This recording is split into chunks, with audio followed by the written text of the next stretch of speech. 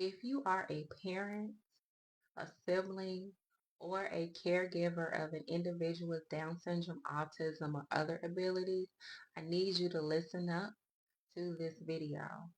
I am Tiana Nichelle. I am the co-founder and nonprofit leader for Empower Society 21, which I co-founded with my sister Tanisha, who had Down syndrome and passed in 2020. And so I still do the work. I wanted to talk to you all today about preparing your child to live in a world without you, preparing them for the future. It is very key that you do this because you're not going to always be here with them, unfortunately. Um, but you can prepare them. And so preparing them means to teach them the things that you need them to know if you were not here. I know it sounds grim and it might sound like, oh my goodness, but this is what you need to keep in the forefront of your mind every single day when you look at their little face. You know, as a parent, parents are always like my little, face or whatever the case may be. However old a child is, they can be grown. But when you look at that face, you have to keep in mind what it is that you would want them to know without you being here or being able to do. How would you want them to move and operate?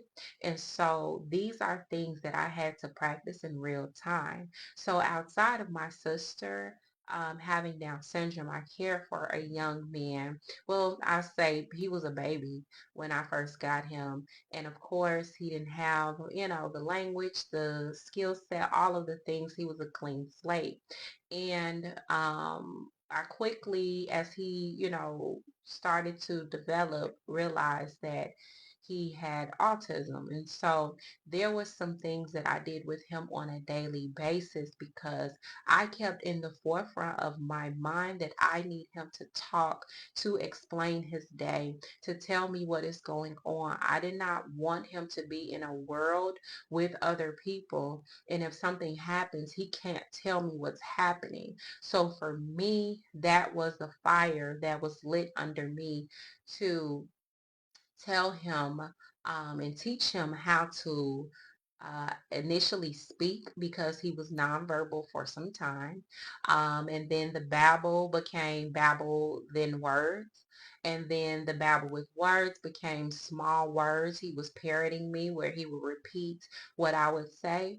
From there, it moved to little short sentences, which I was okay with that. From there, it moved to him being able to tell me different things, and then started him talking independently. And once he started talking independently, child, it was hard for him to stop talking, but it was okay. We structured how the things that we would talk about, but every day I got up talking to him.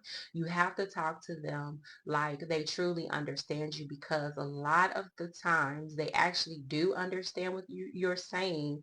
They just don't have the expressive language to do that. If you have a child that you can tell something to, you give them an action. You say, hey, can you go get your shirt or your red shirt or however specific you are with that thing, and they can go to it. That means that they fully understand what you are saying to them.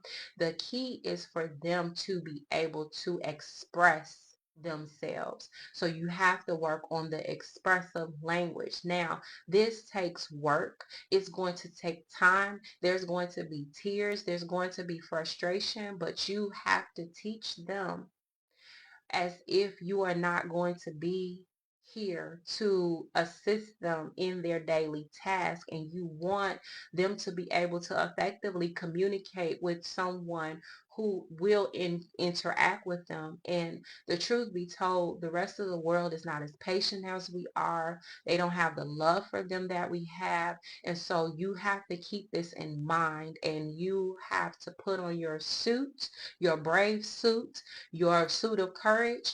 Put on the whole armor, honey, because you are in for a roller coaster ride, but it will be well worth it in the end.